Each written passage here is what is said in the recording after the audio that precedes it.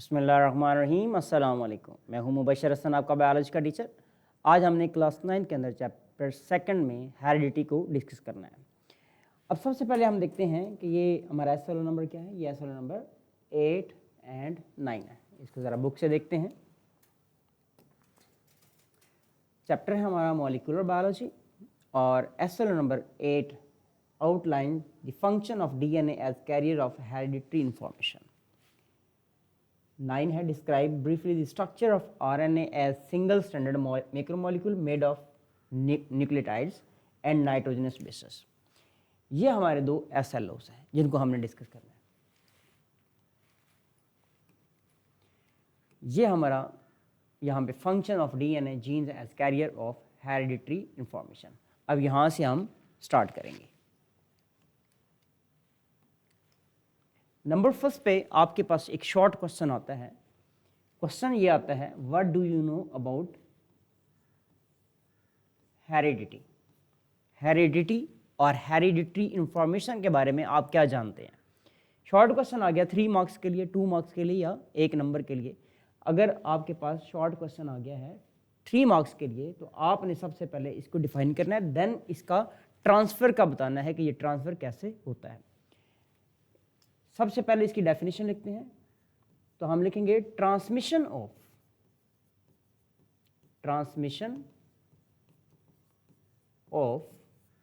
Characters from one generation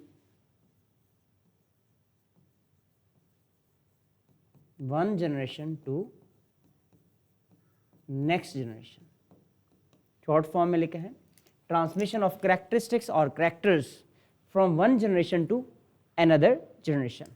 अब यहाँ पर ये होता है कि पेरेंट्स हैं, पेरेंट्स में जितने भी कैरेक्टरिस्टिक्स होते हैं उसके ऑफ स्प्रिंग में ट्रांसफ़र हो जाते हैं। जैसे कि ह्यूमन, बाकी एनिमल्स की तरह ह्यूमन में भी ऐसा ही होता है कि अगर पेरेंट्स के अंदर कोई कैरेक्टर है, सपोज करें अगर ब्राउन आइज़ हैं फादर की, तो उसके पॉसिबल है उसके बच्चों की भी ब्राउन आइज़ होंगी। अगर दोनों पेरेंट्स की ब्राउन है तो डेफिनेटली उनके बच्चों की ब्राउन आइज़ हुआ करती हैं। तो यहाँ पे ट्रांसफ़र के हवाले से हम बात करते हैं। अगर मैं पेरेंट्स की बात करूँ, ठीक है, अब पेरेंट्स से ऑफ स्प्रिंग के अंदर ट्रांसफ़र होती हैं इंफॉर्मेशन। पेरेंट्स से ऑफ स्प्रिंग में सपोज करें हम कहते हैं फिजिकल जो अपीयरेंस है, फिजिकल अपीयरेंस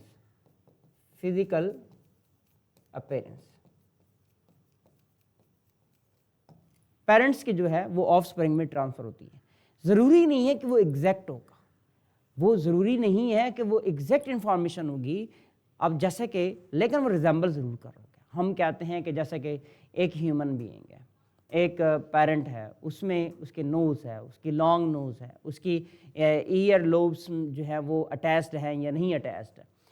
जैसे कि हमने ज़बान की बात कर लेनी है कि लॉन्ग, शॉर्ट, एंड देन हम ये बात कर सकते हैं, हेयर्स की बात कर सकते हैं, करली हेयर्स हैं या स्ट्रेट हेयर्स हैं, ब्राउन हेयर्स हैं या ब्लैक हेयर्स हैं। तो मल्टीपल जो है वो कैरेक्टरिस्टिक्स है, यानी कि ये जो फिजिकल अपीयरेंस है ये उसके ऑफ स्प्रिंग के अंदर ट्रांसफ़र हो सकती हैं। अब ज़रूरी नहीं है कि वो सेम हो, लेकिन याद रखिएगा रिजेंबलेंस ज़रूर होगी। रिजेंबलेंस जो है वो ज़रूर होती है, यानी कि वो मिलते जुलते होते हैं। जैसा कि हम अभी बात कर रहे हैं कि ह्यूमन है, ह्यूमन में टेल नहीं है, तो उसके जितने भी पेरेंट्स के बच्चे होंगे, ऑफ स्प्रिंग होंगे, उनमें भी टेल नहीं होगी। तो हमने मल्टीपल एग्जाम्पल के हवाले से बात की। अगर इसी की बात यहाँ पर हम लिखें तो इसकी इम्पोर्टेंस क्या है, इस सारी बात की इम्पोर्टेंस क्या है, ये यहाँ पर मैं तीसरा रूब्रिक्स लिख रहा हूँ। यहाँ पे तीसरा रूब्रिक आ जाता है, यानी कि इस क्वेश्चन के 3 रूब्रिक्स हैं। थर्ड रूब्रिक में हम क्या मेंशन करेंगे कि ये जो हेरिडिटी की ट्रांसफ़र होना है या इसको ट्रांसमिशन होनी है, कैरेक्टर की ट्रांसमिशन होनी है, ये किसके लिए ज़रूरी है। आपने याद रखना है, it is important for continuity of life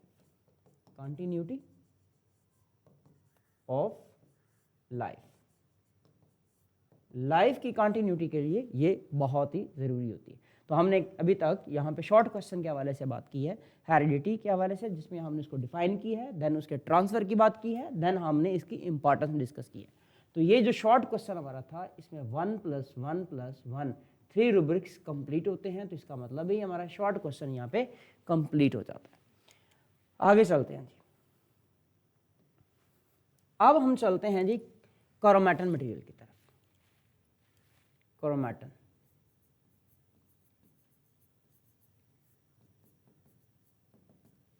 क्रोमैटन क्या होता है? देखें जी, सेल के अंदर न्यूक्लियस मौजूद होता है। सेल के अंदर मौजूद है न्यूक्लियस। हमने कहा ये है एक न्यूक्लियस। इस न्यूक्लियस के अंदर क्या है? मटेरियल है। उस मटेरियल को हम क्या बोलते हैं? क्रोमैटन मटेरियल कहते हैं। जब ये न्यूक्लियस के अंदर मटेरियल होता है तो ये क्रोमैटन कहलाता है। कब की बात करें? जब सेल डिवाइड नहीं करता, इन नॉन डिवाइडिंग सेल। पहली बात लिख रहे हैं, इन नॉन डिवाइडिंग सेल। पहली बात है, नॉन डिवाइडिंग सेल के अंदर क्रोमैटन होता है। तो वहां पर क्या होता है?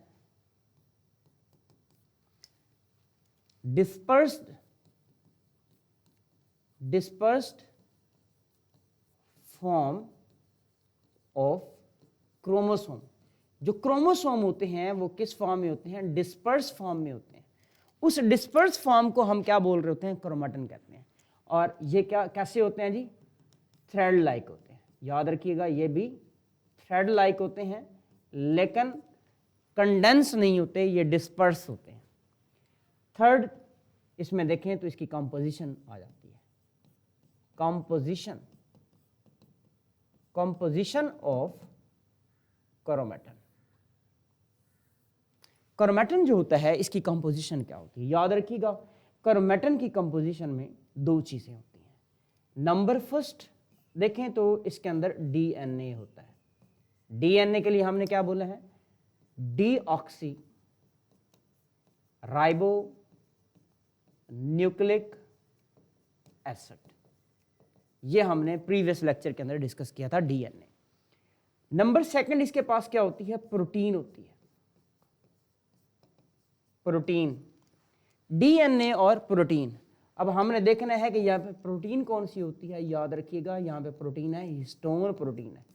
That is very important MCQ. आपने याद रखना है कि ये एक इंपॉर्टेंट एमसीक्यू भी है कि जो क्रोमैटन होता है या क्रोमोसोम होता है उसमें प्रोटीन कौन सी होती है?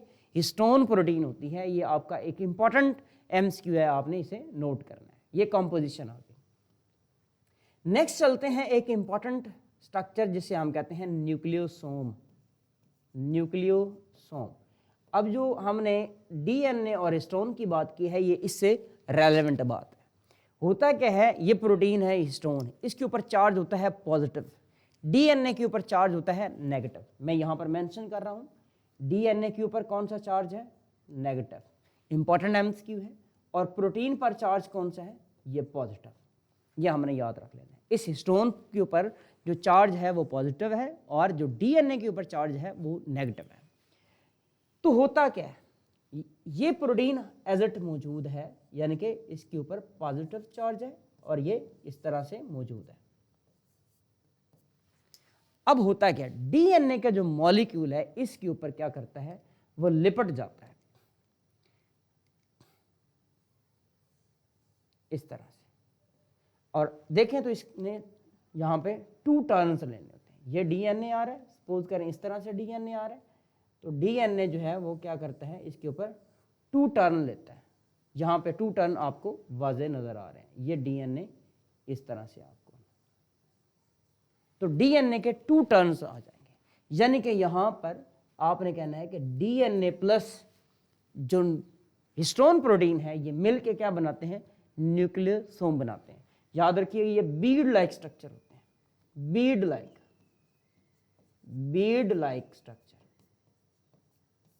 जिस तरह बीड्स होते हैं ये बीड्स की तरह, क्योंकि नीचे क्या है? इसके अंदर क्या है? प्रोटीन है और इसके ऊपर डीएनए होता है। अच्छा, फिर ये बीड्स, मल्टीपल बीड्स जो हैं वो इकट्ठे होते हैं। जैसा कि मैं यहाँ पर लिख रहा हूँ कि ये इस तरह से, ये बीड एक, ये नेक्स्ट, ये नेक्स्ट। अब आपको एक चेन नजर आ रही है जिसमें मल्टीपल बीड्स हैं, तो ये क्या बना देते हैं? ये क्रोमैटन बना देते हैं। तो आपसे कोई क्रोमैटिन पूछे, क्रोमैटिन के लिए भी आपके पास यहाँ पे कितने शॉर्ट क्वेश्चन अगर आता है तो 3 रूब्रिक्स हैं। क्रोमैटिन क्या है, इसकी कंपोजिशन क्या है और न्यूक्लियोसोम बता सकते हैं। तो यहाँ पर भी आप 1 + 1 + 1 यानी कि 3 मार्क्स आपके यहाँ पे भी कंफर्म हो जाएंगे। तो ये था क्रोमैटिन। क्रोमैटिन से नेक्स्ट हम चलते हैं किसकी तरफ, जीन की तरफ। अब आ जाएगा जीन। जीन क्या होता है? जीन देखें स्पेसिफिक पीस होता है, स्पेसिफिक सीक्वेंस ऑफ न्यूक्लियोटाइड होता है डीएनए के अंदर। तो यहाँ पे हम मेंशन करते हैं, मैं लिखता हूं specific sequence of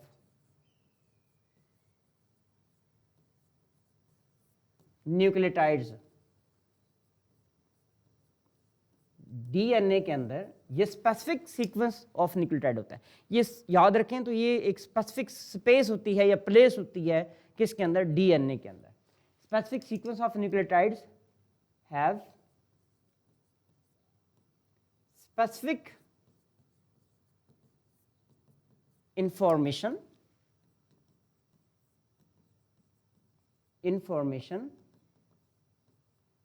for specific character। यानी कि अगर हम देखें तो वो क्या रहा है, यहाँ पे स्पेसिफिक इंफॉर्मेशन होती है। ये बेसिकली आप अगर देखें तो ये आपके पास डीएनए नजर आ रहा है। मैंने एक बड़ा सा डीएनए बना दिया, ये आपके पास डीएनए। तो यहाँ पे मैं शो कर रहा हूँ कि यहाँ पे सपोज करें यहाँ पे एक जीन है, सपोज करें यहाँ पे दूसरा जीन है, सपोज कर रहे हैं कि यहाँ पे नेक्स्ट जीन है। तो इस एक डीएनए के इस पीस के अंदर आपको मल्टीपल जीन्स नजर आ रहे हैं, जिनके पास क्या है, स्पेसिफिक इंफॉर्मेशन है स्पेसिफिक कैरेक्टर के लिए। सपोज करें यहाँ पर मैं सपोज की बात कर रहा हूँ कि यहाँ पर हम कहते हैं हाइट के लिए जीन मौजूद है। यहाँ पे सपोज कर रहे हैं कि वेट के लिए जीन मौजूद है। यहाँ पर सपोज करें आई कलर के लिए जीन मौजूद है। तो ये मल्टीपल जीन जो हैं आपको एक पीस में नज़र आ रहे हैं। तो ये जो आपको एक डीएनए नज़र आ रहा होता है, ये क्रोमोसोम में होते हैं, और एक क्रोमोसोम एक डीएनए होता है जो कि एक ह्यूज डीएनए होता है, और उसमें मल्टीपल स्मॉल पीसेस की फॉर्म में क्या होते हैं, जीन होते हैं। तो यहां पर नेक्स्ट हम देखते हैं क्रोमोसोम्स। क्रोमोसोम, क्रोमोसोम के लिए हम लिखेंगे, क्रोमोसोम देखें जब सेल डिवाइडिंग होता है, अब नॉन डिवाइडिंग की बात नहीं की। जब हमने क्रोमैटिन की बात की थी तो हमने कहा था सेल नॉन डिवाइडिंग, यहां पर हम लिखेंगे cell dividing. In dividing cell, in dividing cell chromatin, chromatin जो होता है वो क्या होता है, कंडेंस होता है, condense to form regular thread like structure.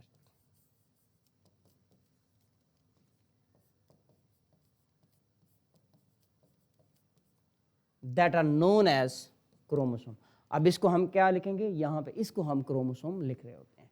तो क्रोमोसोम के अगर स्ट्रक्चर की तरफ देखें तो देखें यहाँ पर ये है हमारे पास एक न्यूक्लियस। इस न्यूक्लियस सेल देख रहे हैं, सेल के अंदर है ये न्यूक्लियस। इस न्यूक्लियस में आपको ये क्या नज़र आ रहे हैं, क्रोमोसोम नज़र आ रहे हैं, यूँ क्रोमोसोम। ये कैसे होते हैं ज़रा गौर कीजिएगा। अब आपने देखना है कि ये है डीएनए, ये आपको डीएनए नज़र आ रहा है, ये डीएनए नज़र आ रहा है। फिर हमने कहा यहाँ पर हिस्टोन प्रोटीन नज़र आ रही है, ये हिस्टोन प्रोटीन है। हमने कहा डीएनए क्या होता है, हिस्टोन के ऊपर इस तरह से लिपट जाता है। ये लिपटने के बाद फिर क्या बनाते हैं, आपने देखना है कि ये यूं स्ट्रक्चर डेवलप हो जाता है इस तरह से, ये कंडेंसेशन होती जाती है। यहाँ पर हम अगर मेंशन करें तो ये डीएनए है, यहाँ पर ये क्या बन गया, एक न्यूक्लियोसोम बन गया है, यहाँ पर ये क्रोमोसोम है, ये आपको सेल नज़र आ रहा है और ये सेल के अंदर मौजूद न्यूक्लियस नज़र आ रहा है। तो इस तरह से ये कंडेंसेशन होकर एक कंप्लीट जो है वो क्रोमोसोम बनता है। और एक सेल के अंदर, अगर ह्यूमन सेल की मैं बात करूं, ह्यूमन सेल जो होता है इसके अंदर कितने क्रोमोसोम होते हैं? 46 क्रोमोसोम होते हैं। और ये क्रोमोसोम जो है ये दो तरह से आपको नज़र आएंगे, एक आप कहते हैं डिप्लॉइड और एक आप कहते हैं हैप्लॉइड। जब डिप्लॉइड की बात करेंगे तो इसका मतलब यहाँ पे 46 हैं, जब हैप्लॉइड की बात करेंगे तो इसका मतलब यहाँ पर कितने होते हैं? 23 क्रोमोसोम मौजूद होते हैं। तो हमारे जो सोमैटिक सेल्स होते हैं, अगर सोमैटिक सेल्स के हवाले से बात की जाए तो सोमैटिक सेल्स में हमारे बॉडी के जितने भी सेल्स डिप्लॉइड सोमैटिक सेल्स, और ये क्या है? Germ cells. तो यहाँ पे आपने इस इंफॉर्मेशन को भी याद रखना है। अब हम इससे नेक्स्ट चलते हैं। इससे नेक्स्ट क्या होगा? Vehicle for transfer of information.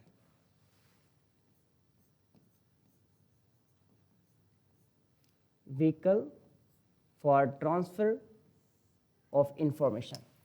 अब ट्रांसमिशन कैसे होती है कैरेक्टरिस्टिक्स की, ये हमने देखना है।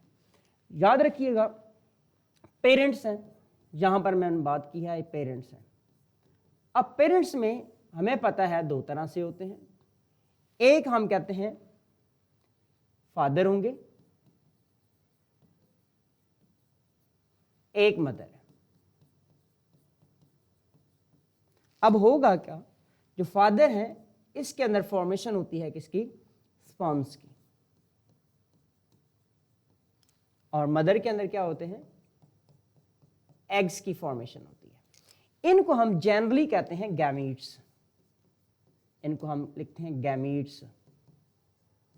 अभी मैंने आपको 1n और 2n का कॉन्सेप्ट बताया है, उसमें देखें जो पेरेंट्स होते हैं ये डिप्लॉइड होते हैं, यानी कि 2n होते हैं, लेकिन जो गैमीट्स बनते हैं वो हैप्लॉइड होते हैं।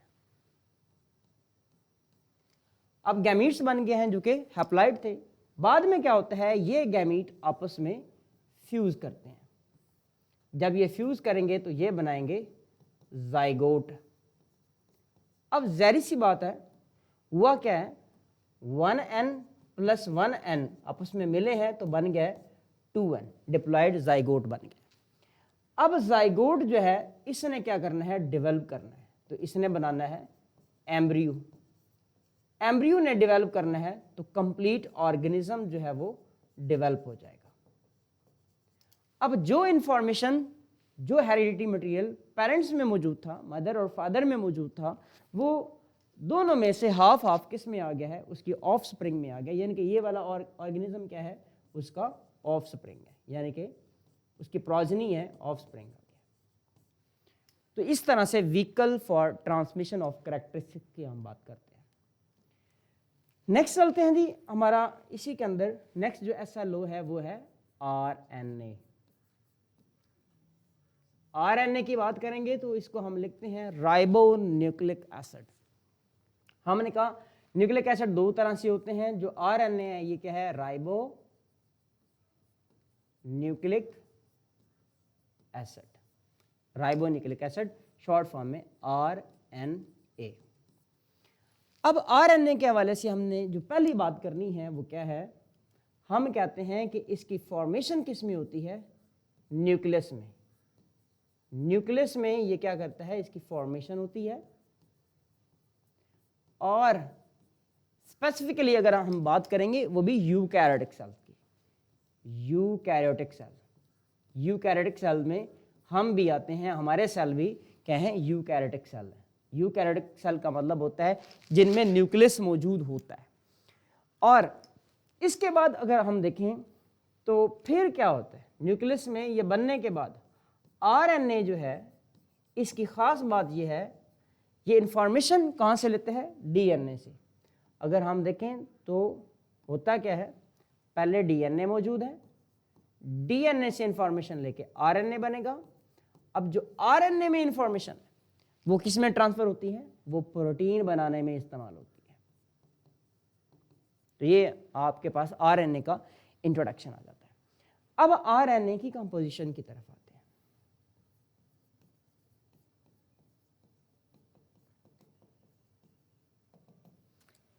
देखिए आरएनए की जो कंपोजिशन है इसमें न्यूक्लियोटाइड्स हैं, वो कौन कौन से न्यूक्लियोटाइड्स हैं देखिएगा। नंबर फर्स्ट इसके पास एडेनिन वाला न्यूक्लियोटाइड है। एडेनिन का जो न्यूक्लियोटाइड है वो इसमें आएगा AMP। नंबर सेकंड इसके अंदर आएगा गुआनिन यानी कि GMP। नेक्स्ट नंबर थर्ड पे आएगा C यानी कि CMP। नंबर फोर्थ पर इसमें जो न्यूक्लियोटाइड है वो यूरासिल है यानी कि UMP। अब आरएनए में और डीएनए में जो फर्क है बेसिक वो किसका है, वो यूरासिल का है एक, और दूसरा यहां पर हमने CMP लगाया, लेकिन डीएनए में हम लिखते थे DCMP, डीऑक्सी राइबोज जहां पे आती थी। तो कंपोजिशन में नंबर फर्स्ट पे हमने न्यूक्लियोटाइड्स का जिक्र किया है, नंबर सेकंड पे हमने यहाँ पे शुगर का जिक्र करना है।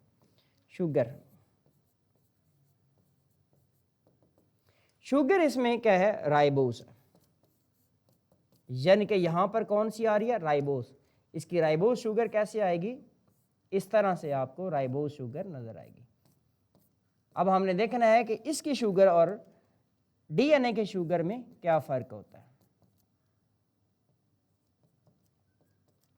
यहां पे hydrogen, hydrogen, hydroxyl and hydroxyl. मैं इस शुगर को अगर नंबर दूं तो कार्बन नंबर 1 ये है, 2 ये है, 3, 4 एंड फिफ्थ वन। यहां पर देखें जो कार्बन नंबर 2 है इसके ऊपर हाइड्रोक्सल है यानी कि OH है, लेकिन जब डीएनए की राइबोज की बात कर रहे थे तो वहां पे सिर्फ H था, यहां पर क्या है, हाइड्रोक्सल आ गया। यहां पर अगर हम देखें तो ये क्या है, हाइड्रोक्सल आ गया। वहां पे हम बात कर रहे थे कि क्या था, H था खाली, तो इसलिए वो डीऑक्सीराइबोज थी, यहां पर क्या है, राइबोज है। यह दूसरा फर्क आ गया।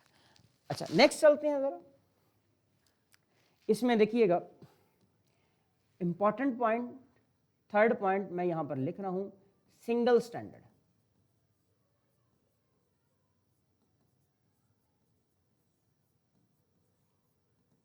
यानी कि जो आपका आरएनए होता है ये क्या है, ये सिंगल स्टैंडर्ड है, ये डबल स्टैंडर्ड नहीं है। लेकिन डीएनए की जब हम बात कर रहे थे तो डीएनए क्या था, डीएनए डबल स्टैंडर्ड था। ये है डीएनए, यहां पर हम किसकी बात कर रहे हैं, ये है आरएनए। ये डीएनए सिंगल स्टैंडर्ड है और डीएनए डबल स्टैंडर्ड है, और आरएनए क्या था, ये सिंगल स्टैंडर्ड था। नेक्स्ट यहां पे हम नाइट्रोजनस बेस की बात करते हैं, नाइट्रोजनस बेसिस।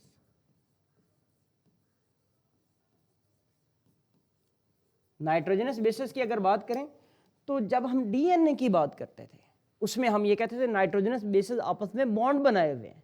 यहां पर बॉन्ड नहीं बनाती, बल्कि जो नाइट्रोजनस बेसिस क्या होती हैं वो ओवरहैंग होती हैं, एजेट मौजूद होती हैं, वो बॉन्ड आपस में नहीं बनाती सिवाय चांदे के। फिर हम देखेंगे न्यूक्लियोटाइड सीक्वेंस, न्यूक्लियोटाइड सीक्वेंस। अब जो आरएनए है ये बनता किससे, डीएनए से, याद रखिएगा। आरएनए किससे बन रहा है, डीएनए से, यानी कि डीएनए बनाता है आरएनए।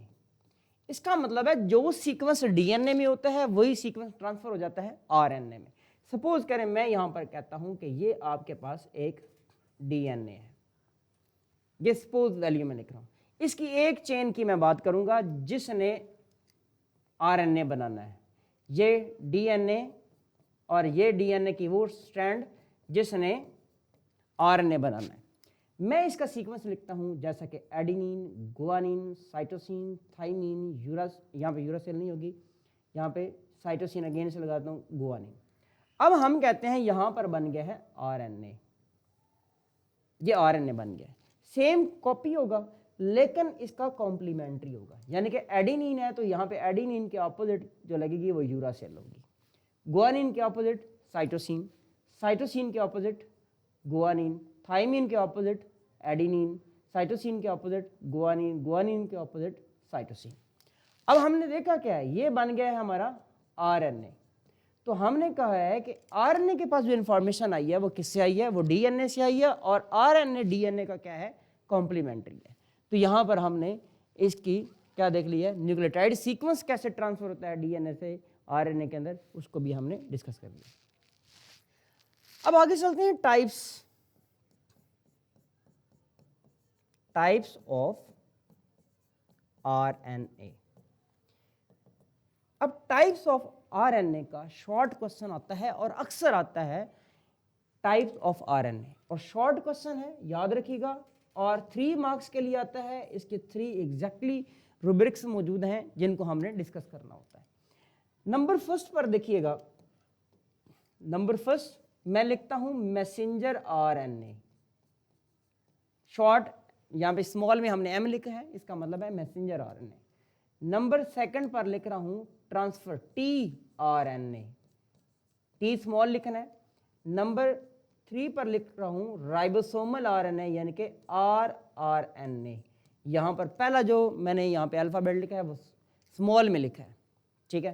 तो M for messenger, T for transfer, R for ribosomal. मैं मेंशन कर रहा हूं यहां पे मैसेंजर आरएनए, ट्रांसफर आरएनए और राइबोसोमल आरएनए, राइबोसोमल आरएनए। तो यहां पे 3 तरह के आरएनए की टाइप्स को हमने मेंशन कर लिया। जो यहां पे हमने नेक्स्ट पॉइंट मेंशन करना है वो क्या है, मैसेंजर आरएनए का मतलब मैसेज क्या है। बेसिकली हम इसको कहते हैं कि ये मैसेज लेके आता है, टेक मैसेज फ्रॉम डीएनए, यानी कि डीएनए से मैसेज। आपने यहां पे देखा ये डीएनए के अंदर इंफॉर्मेशन थी वो आरएनए में ट्रांसफर हुई है, तो इसलिए हम कहते हैं मैसेज लेके आता है, कहां से, डीएनए से।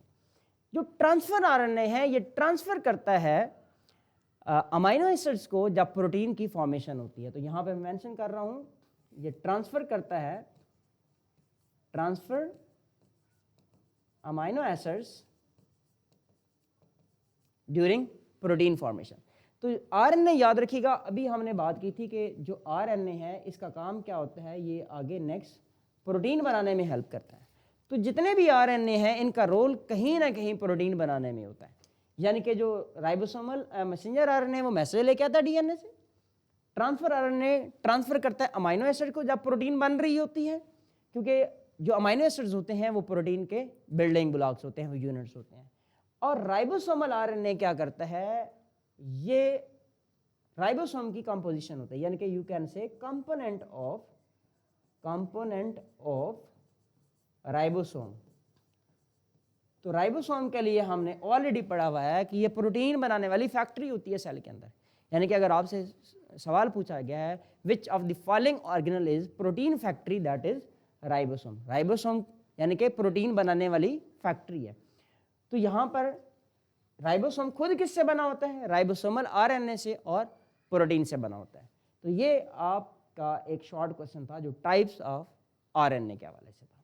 तो ये हमारा था आज का लेक्चर, जिसमें हमने किसको डिस्कस किया है, हेरिडिटी को डिस्कस किया है और आरएनए को डिस्कस किया है।